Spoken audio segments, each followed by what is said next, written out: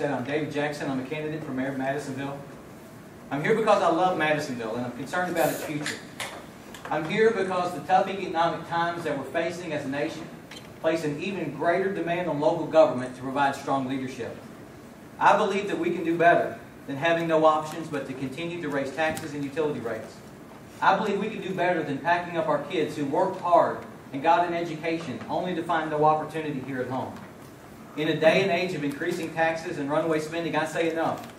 Local government is growing too fast, getting too big, and is completely unaccountable. Ronald Reagan said it best, government is not a solution to our problem, it is the problem. Now, it's not my intention to do away with city government, but it is my intention to make government work. Work for us and not against us. Work more efficiently for all of us, and work with a commitment that bringing this community together is the first step in making this community better. Thank you, Ron, and thank you, Mama. I am Will Cox, and I am the mayor of Madisonville. For those who don't know me, I'm a 1985 graduate of Madisonville Hopkins, 91 graduate of the University of Kentucky. I got a BA in history. I came home and worked for the family business until we sold it, and I didn't want to teach, so I decided to go back to law school. I went to the Louis D. Brandeis School of Law at the University of Louisville, where I graduated in '99. Came home, passed the bar, and started practicing. I practiced there until I became mayor in 2007, so about 8 years practicing law. I served on the council for 4 years before I became mayor, from 2003 to 2007, and again I've been mayor since 2007, and look forward to answering the questions. And again, thank you for having me today. I reject the notion that every rate increase by KU has to be passed wholesale to our customers. We have to decrease the cost of doing business in Madisonville. We need to take a long, hard look at city government and its mission. You know, the I-69 project should be a wake-up call to us. If we continue to put ourselves at a competitive disadvantage with high utility rates, uncompetitive tax structure, and unfriendly government, the opportunities that have passed us by to go to Hopkinsville or Clarksville or Owensboro will continue to pass us by, only on a better highway.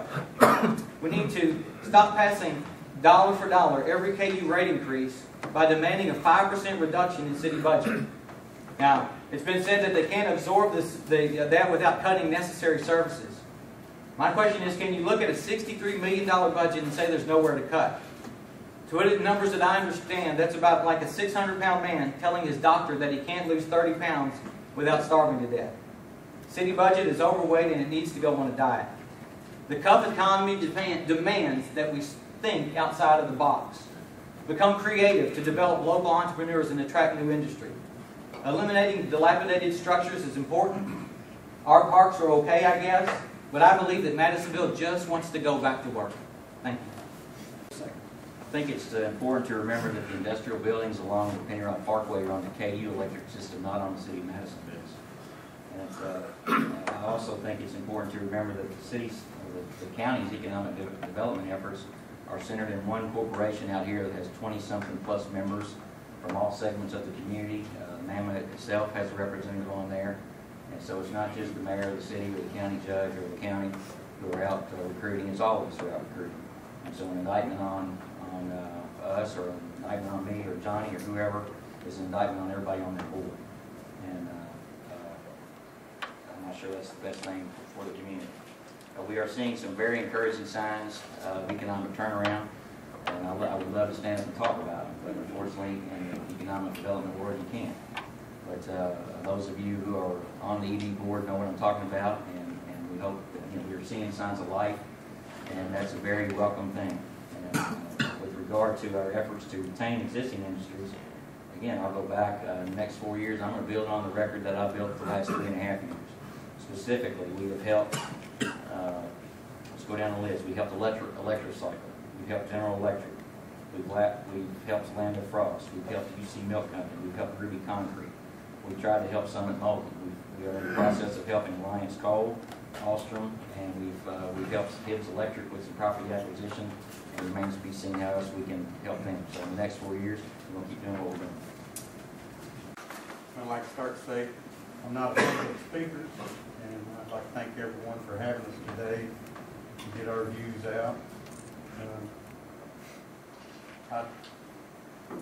In the past, like I said, I've worked for the county for 22 years. I was in sanitation as assistant superintendent there for about 8 years, and then moved on to the road department as road supervisor there for 5 years. I worked closely with the state government to get projects done in our county, bridge replacements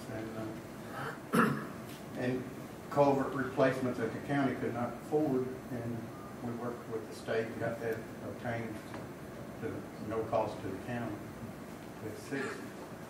And if elected, I can continue to have that relationship with the state, and I take it on with me and continue to do the same thing to reduce the costs in this county to our citizens. I want to thank the members of Lama, thank President Kent. It's a private joke from me and I will keep.